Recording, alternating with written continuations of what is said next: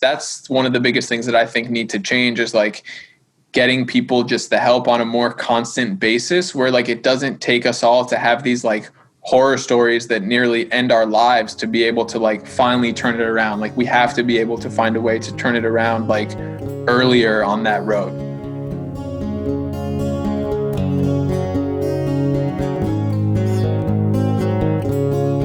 I'm Lily Cornell Silver, and welcome to Mind Wide Open, my mental health focused interview series. Today, I am talking to Mason Spector, who is one of the founders of the clothing brand Madhappy and their mental health platform called The Local Optimist. Mason and I talk about our personal journeys with mental health and how we translate that into mental health advocacy.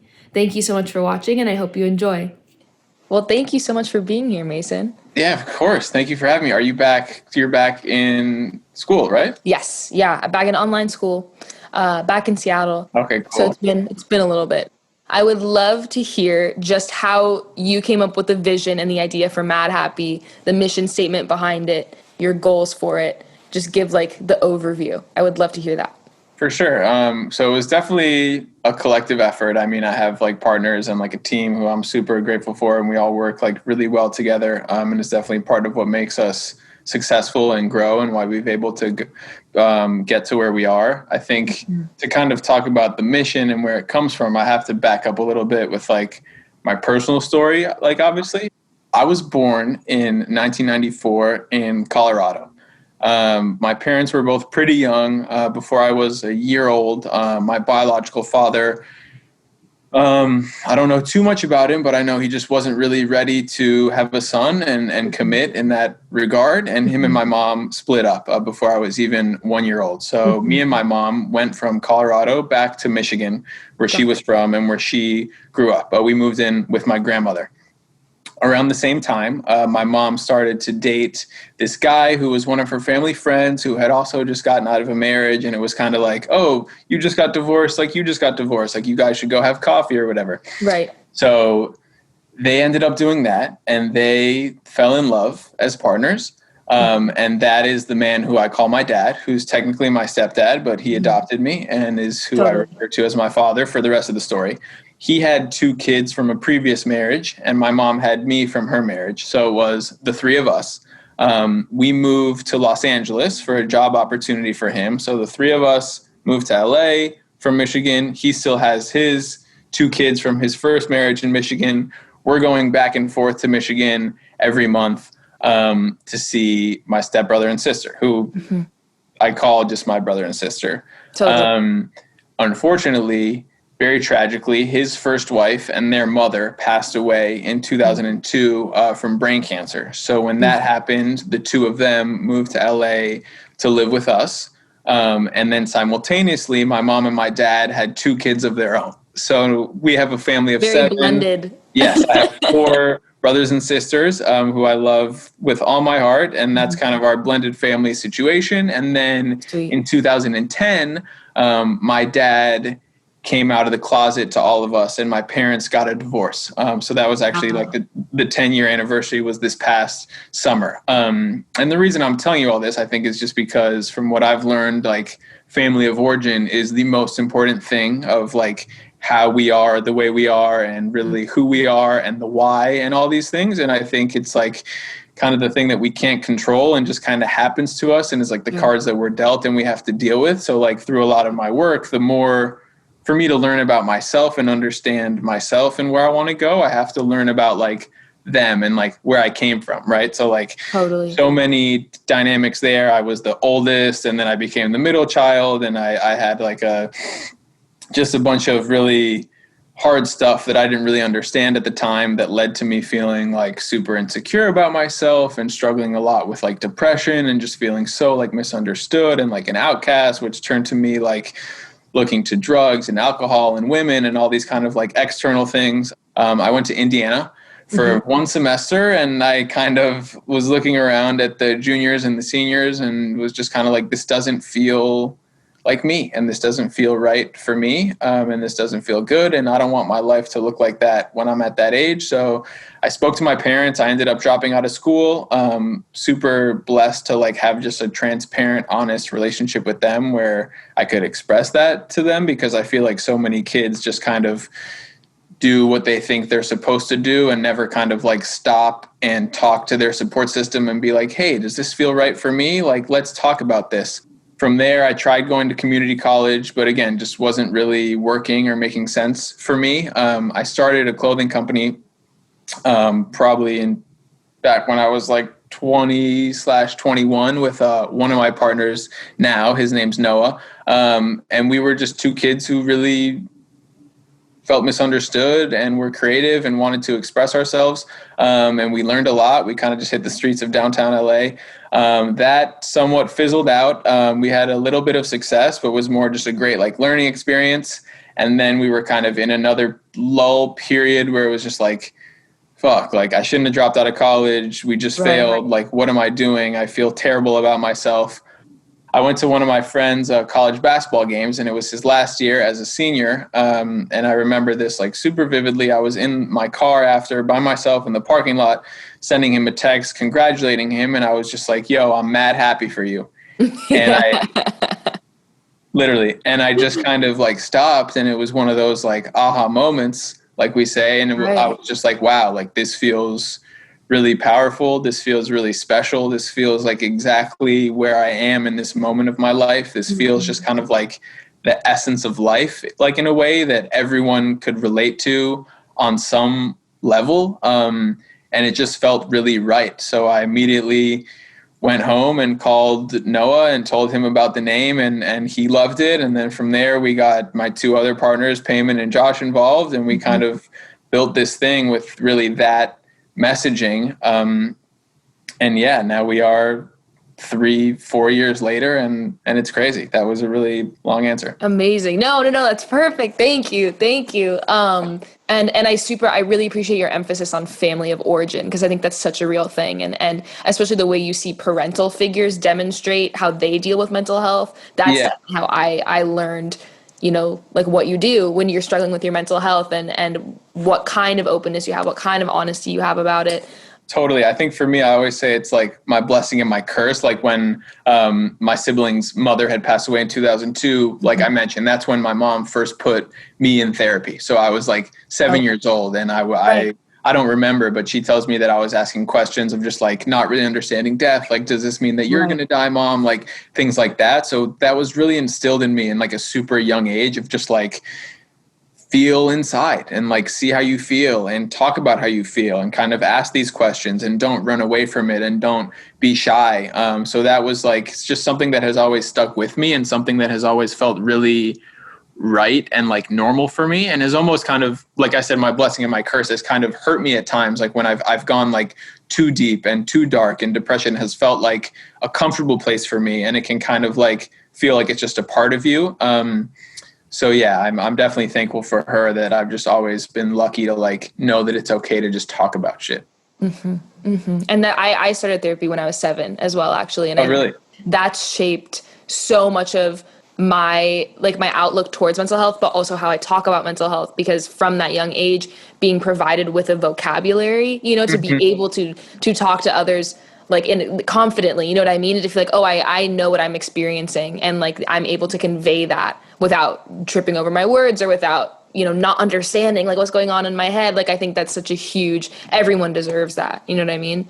Yeah, that's such a big part of it. Like even I went to like 2 years ago, I kind of had, or a little over 2 years ago, the summer of 18, I had kind of like my rock bottom moment. And I went away to treatment, and like so much of what I still take from that experience was just like building my emotional and mental like toolbox of like having these things that we can use, these words and these exercises to be able to like articulate it and vocalize it and like identify it. Because like, just like you said, it's like everyone feels stuff, and people like don't know how to get it out. And like, that's so much of like part of what the thing is that we're trying to do at Mad Happy, and that you're trying to do with this, is like, we need to identify and understand these things so people can talk about them. Otherwise you just like feel frustrated and you have a drink because you just don't know like what else to do, Right. Or you didn't learn any other like tools of externalization, or that's what your parents did. Like you saw when your parents got angry, they go get a drink. So that's like how you've learned. Like that's such a huge part of it that I'm really glad you touched on. And you said earlier that depression was, and like low self-esteem was something that you'd struggled with from a young age. Do you mind talking about what that felt like from being like a younger person? Yeah, I think it so one of my brothers, my dad's son, from his previous marriage, is only 6 months older than me. So I basically grew up with like a twin. Totally. And when you're a kid, it's super hard not to just compare yourself and like measure yourself. So like he's someone who's just like a natural genius and like so intellectual and just like really good in school. So I felt like growing up, that was kind of the only way I knew how to like measure feeling good about myself or like success. Right. Like, so even to this day, I still struggle with just like feeling dumb or like feeling stupid or just like not really being good at like that part of life. And I think when I was younger, that part of life seemed so much more important. And that seemed like the only way to really measure like success and like feeling good about yourself. So I think that kind of set me off on a path of just always kind of feeling less than and inferior, and then just kind of led to just me being more quiet and like introverted. And then I kind of had to discover what is going to make me feel good and like where can I find my value. And unfortunately for me, that started with like girls at like a young age. Like I would go just kind of now, like what I battle in like my sex and love addiction that I struggle with is just like feeling good, finding my like internal value from like external things, which like was females for me at like a young age before I started to kind of enter high school and get into drinking and smoking. And then paired with that just kind of doesn't help anyone who like struggles with depression at all. So like, that's kind of where it started. And then unfortunately, like my coping mechanisms just kind of push me deeper in the hole, if that makes sense. No, absolutely. I mean, and that's the negative feedback loop of all of it, is it's a temporary relief that ultimately makes it worse. And so you rely heavier on the temporary relief, which only makes the original problem worse. Just out of curiosity, are you the only child from your mom and biological dad? Yeah. So okay, I'm the exact same. I'm the only kid from my mom and biological dad, but I have 3 older step siblings and 2 younger half siblings. And so I'm like the total same, like sandwiched in the middle. So you're one of 6. Yes. I'm trying to count it out. Yes. You're one of 6. I'm one of 5. Yeah. But with the older step siblings and then the younger half. Technically, we're both only children, and we both started therapy at age 7. Yes. And we have all sorts of other siblings, but yeah, I'm the same way and always consider my step or half or whatever, like my sibling. Yeah, it's weird, like technically being an only child, but also being part of like a huge family.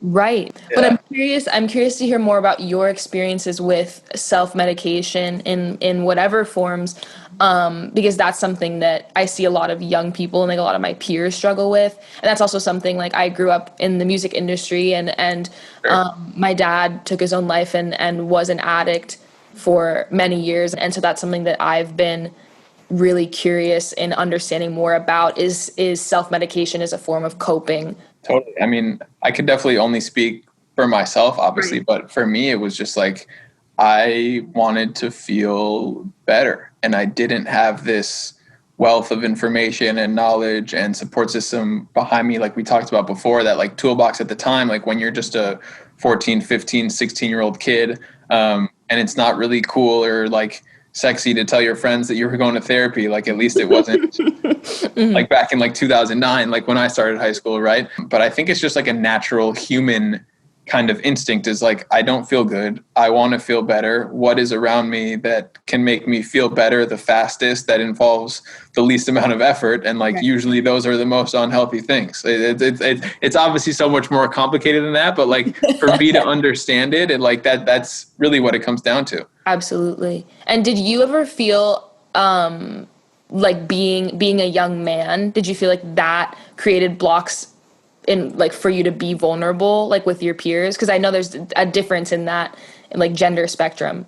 Totally. I think that's a great point that you bring up, because even just like a little side note, so much of like what I'm passionate about now is really like defining what the modern man is. And like nothing brings me more joy than like talking to younger men who are in middle school and who are in high school and like explaining to them that they don't have to kind of be that like tough macho man that like I grew up thinking I had to be, or like it's not like you're not classified as like, all right, you either play sports or you're in theater or you're like over here, like, you know, it's like you can kind of do all these things. And I'm someone who like loves playing sports and like is athletic, but like I'm also a huge like sensitive crybaby. But definitely growing up, I was a shy, sensitive kid and definitely didn't feel like I was really like a strong, masculine, like dude who could like feel good about himself. And those were definitely the kind of like boys that were seeming to be the most normal, I guess. So I'm super fascinated by just like gender roles in general and how they're changing for the better, especially when it comes to like what it means to be a man. And I'm so appreciative to have your voice on this series and have had a few other like men around my age talking about this, because I think it is so important to open that dialogue, because I think the dialogue has been especially closed for male identifying people. It's like silly to even think about it now, but like how could any smart person ever think that like talking about how you felt made you weak, or like how could any person ever think that like crying makes you weak, you know, like that's an expression just as like laughing is or something. So to just like think that like strength and stability and all these things comes from like ignoring stuff is just like that's like the dumbest thing that I've ever heard. Like, and you know what I mean? Equate that as masculine, whereas like somehow emotions became like being emotional became a feminine trait. Like and like no one says it better than like Brene Brown, obviously, who's just like vulnerability is the biggest act of courage possible. Like, you know, so if like that's what we kind of need to keep spreading is like there is nothing stronger and more brave than being vulnerable. And like if being a man is all about being strong and brave, then like we should be the most vulnerable. Right. Practicing radical vulnerability. Absolutely. So then when it comes back to you guys launching Mad Happy, obviously like the mission, could you talk a little bit more about the mission statement for people who might not know? For sure. Yeah. So obviously with the name Mad Happy, it's kind of just reminding people to really value both sides of life and like the ups and the downs. And like there are times where we're going to be really sad, and like that's completely okay. Like we have to acknowledge those times and value those times just as much as we do when we're happy, because they couldn't really exist without each other. And they really are like two important pieces that make us whole. So that's really what kind of the ethos of the brand is, in that sense of just like, we're going to have really bad days and months and weeks, and we could even have a bad year, and like that's inevitable, and like that's okay, and we need to talk about that and value that and be open about that to really like live our best lives and like move forward in a way that we want to. And that's been very central to the work I've had to do for myself in terms of healing, is not being afraid of like what are classified as negative emotions, you know, like feeling that when I do feel that depressive episode or like waves of grief or waves of PTSD or whatever it is, I do tend toward like, what can I do to alleviate myself right in this moment? Like, what can I do to make this feeling stop right now? When in reality, like there's no need to feel afraid of those emotions because they're not permanent. Yeah, that like it definitely gets complicated. Like it's totally a balance, because it's like you do want to welcome it, and it's like if you feel that way, feel that way. Like you don't need to ignore the feeling, you don't need to fight it. I always kind of try and give myself like goals of like, all right, if I'm feeling like this, like let me feel like this for today, and just like really sit in it, and then tomorrow I can kind of come up with a plan, or like what are some things that I can do, like so I'm not like consciously feeling it for too long, like where I could get stuck. But definitely I think it's so important to just like feel what we're feeling and not just try and like deflect it out of the way all the time. Right. And I think that's something that like societally you're a lot more rewarded for being high functioning. And so there's that notion that's like, okay, if I'm feeling depressed, like I still have to get all my shit done. I still have to like keep myself together and you know, put up an appearance that I'm still doing well. That's why I appreciate what you guys are doing. And that's where I'm trying to make changes as well, is like shifting that narrative that you have to put up that front. all the Yeah, time. I think like unfortunately one of the biggest things that has like perpetuated that front is like social media, obviously, right? Like where we just kind of look at like the highlights of people's lives, and it's just kind of like a competition as to like who can seem like they're doing better like virtually. So like I've had my own complicated relationship with like Instagram over the years of having it and not having it, and Right. really like using it and being public or private and whatever. And obviously I think there's a lot of like benefits that social media has given us as well, like even in the mental health space, but definitely not when it comes to like kind of putting up this front like everything's okay and kind of competing with each other and using it as a way to like feel good about ourselves through like reassurance of like likes or something. And I'm curious for you, because you said a couple years ago was when you felt like you were at your lowest, and that was after you'd launched Mad Happy. Yeah. So I'm curious, like, because I've come into this a little bit in trying to work in the mental health space, doing this series, trying to bolster others and help others. And then there are times where I feel like my mental health is like so trash. Like I'm like, Right. my mental health is so bad right now, and here I am Yeah. trying to be like, oh, like you're gonna be fine. So I'm curious how that was for you, like feeling like you were at your lowest point in life while also trying to like maintain a mental health platform. Yeah, I mean, it's always easier like to tell other people what to do than to like do it yourself. You know what I mean? And not even to tell other people what to do, but to just like help our friends. I'm always able to like tell people what I think and kind of speak on my own experience, but like I'm so bad at practicing what I preach, like Right. for whatever reason. Like so I was living just a really unhealthy life. I was in like a really unhealthy relationship where I wasn't being respectful of my partner and like boundaries, because I was just still really sick with my addiction that hadn't really been treated or like diagnosed yet, and like some other things that I hadn't really learned about my mental health and whatnot. And I was just kind of bullshitting. I was like totally talking the talk and not walking the walk, and that eventually caught up with me, and I had a really like ugly breakup that all of my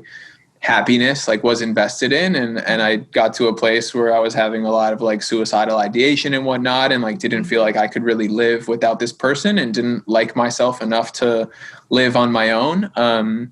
So that was the hardest time of my life, obviously, but it's also the biggest blessing of my life. I went to a great like recovery center in Tennessee that completely changed my life. I stopped using drugs and alcohol, and have been sober ever since in the summer of 2018. So yeah, I've never really thought about it paired with like my professional life. But yeah, that is kind of weird to think about, I guess. I think just in the sense of like that mental health is such a personal thing. Yeah. That's just been my experience, like in wanting to create this open narrative about mental health, and then sometimes feeling like I'm not, practicing what I'm preaching is like this weird duality. Yeah. I think also like just because we're working in the space and we like can talk about it and have some more knowledge, maybe like that doesn't mean like we're like the model citizens who like never struggle. Like, you know what I mean? Like Right. This shit is real. Like that's part of why we talk about it and why we're so passionate about it, because it's real, and like no one's better than anyone else. Like we're just like everyone else in the whole world. Like we all struggle and we all feel really shitty about ourselves sometimes. And like, even if we're talking about it every day, that doesn't mean that like we're guaranteed to feel better all the time. That's actually so trippy, because I'm thinking about like when I first experienced suicidal ideation was the summer of 2018, and that was like where I was at my lowest and feeling, yeah, just experiencing suicidal ideation for the first time, and I've always had anxiety, but it started manifesting for me as dissociation. So like I felt like I was on drugs all the time, like there was nothing I could do to gain clarity, and that's where I feel like I definitely learned the value of being open and honest about it, because I'd always had, like, my mom is so open, and I'd always had vocabulary around mental health, but I'd never experienced dissociation, and I'd never experienced suicidal ideation, so I didn't talk about it with anybody, because I was harboring this idea of like there's definitely something wrong with me, like I'm just going to try to wait for it to go away, and it wasn't going away because I wasn't addressing it. So I that like the open dialogue thing so much. I didn't even know what like dissociating was until I went to treatment like 2 years ago. So like you, like, I don't know if you knew like what it was or not, but like, how can you talk about something that you're feeling if you don't know what it is? Like, you know what I mean? So like, it was almost like you were put in an impossible situation of like, you can't self-diagnose yourself. Like, you're just a kid who doesn't understand what this super complicated like medical term is. Like, how are you going to know what the hell to do? And like, unfortunately, like it did for me and like most people, is like, it takes a really bad like episode or something really tragic to happen that pushed me to like the brink of my life to really like get the help. And like, that's one of the biggest things that I think need to change, is like getting people just the help on a more constant basis, where like it doesn't take us all to have these like horror stories that nearly end our lives to be able to like finally turn it around. Like, we have to be able to find a way to turn it around like earlier on that road. When I first went to treatment, I actually learned something like really beautiful that it like really relates to this, because there were some people there when I first got there, like who had really much more tragic stories than myself, or who were there for much more like severe reasons, things that I could never even imagine. And my first week or two, it was really hard because I kept finding myself comparing my story to their story. And it was just like, wow, like I should not be as sad as they are, or like they have the right to struggle way more than me. And what I learned, thanks to the help of some people there, is like, at the end of the day, like we are both humans.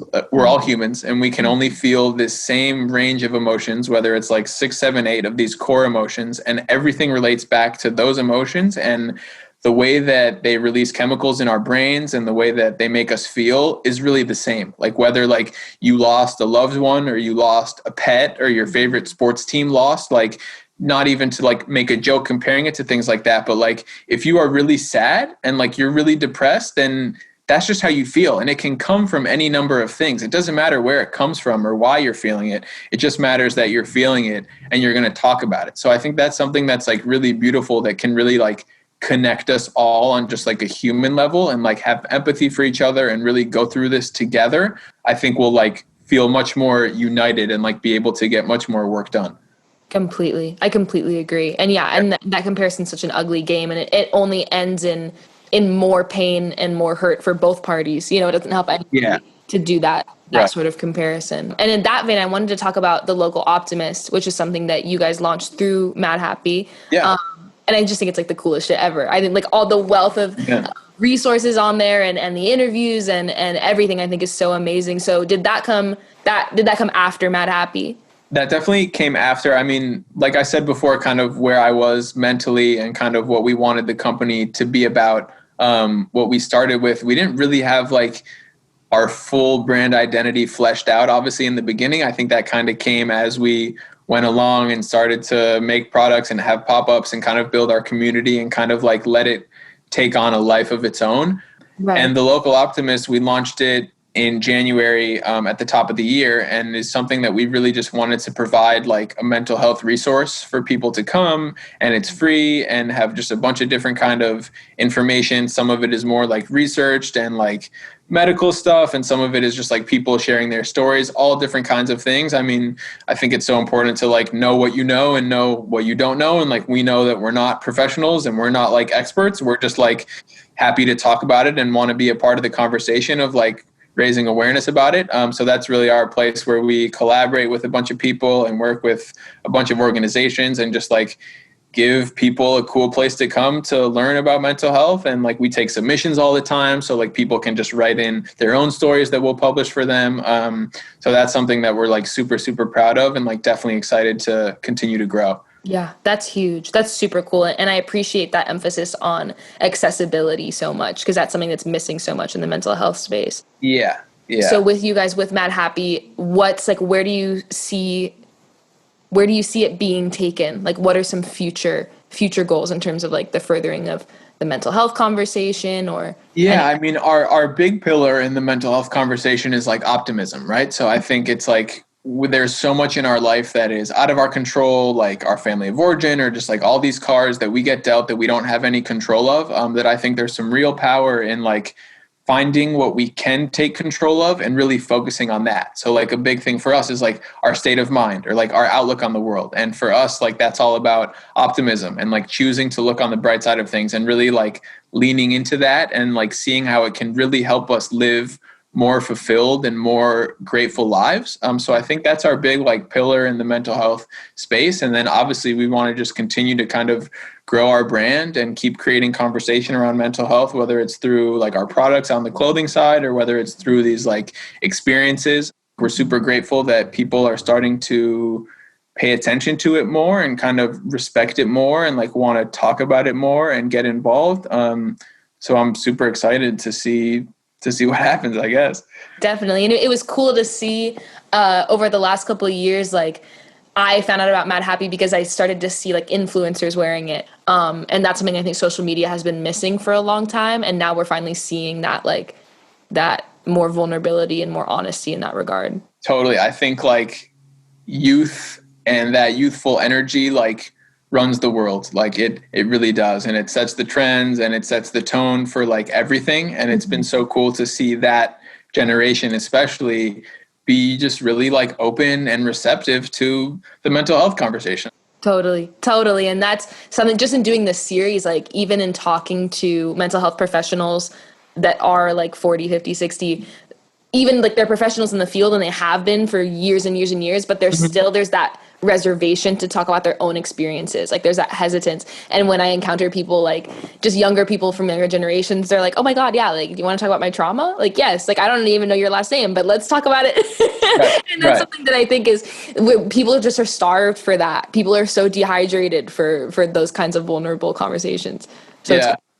Why, I guess I just thought of a question for you, if that's okay. Why do you think like mental health is having this like moment, aside from just kind of like each generation getting better? I guess it seems like it's really having kind of like a big stake in like the worldwide conversation.